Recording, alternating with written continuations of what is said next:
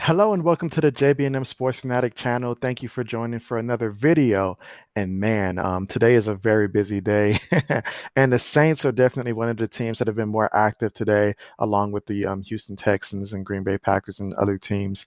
But yeah, right on the same day that Drew Brees announces that he's going to retire after 20 seasons in the league, the Saints also go ahead and give Taysom Hill this $140 million extension that's with voidable cash. And that is the key word that we're going to have to emphasize here when it comes to this deal. Because essentially, when you first look at it, it's like, oh, wow, the Saints have made their decision in terms of their future quarterback.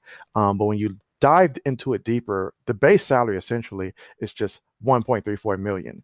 And then you get a signing bonus of 9.7 million basically, and then a roster bonus of essentially 1.5 million.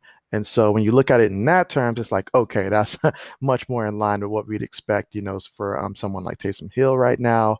And what it does for the Saints, and the important part is that it frees up 7.5 million, which would have counted against the cap this year.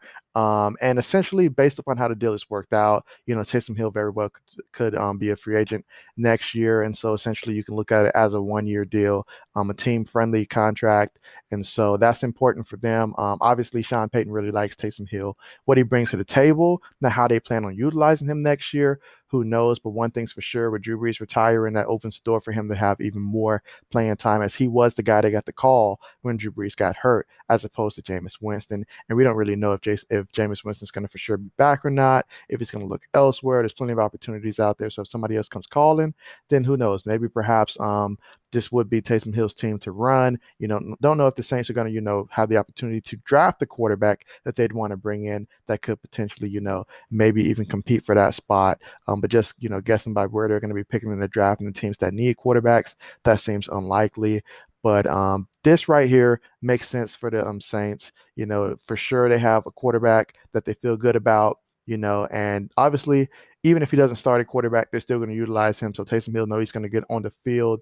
And so that's good for them. A lot of incentives. Obviously, if he does get the start at quarterback, I'd imagine that'd create even more money for him. So this is the kind of deal that works out for both teams, honestly. So yeah, thank you so much for joining. And as more news continues to break, I'll be sure to bring it to you. So thank you so much for all of your support, and I hope you have a great day.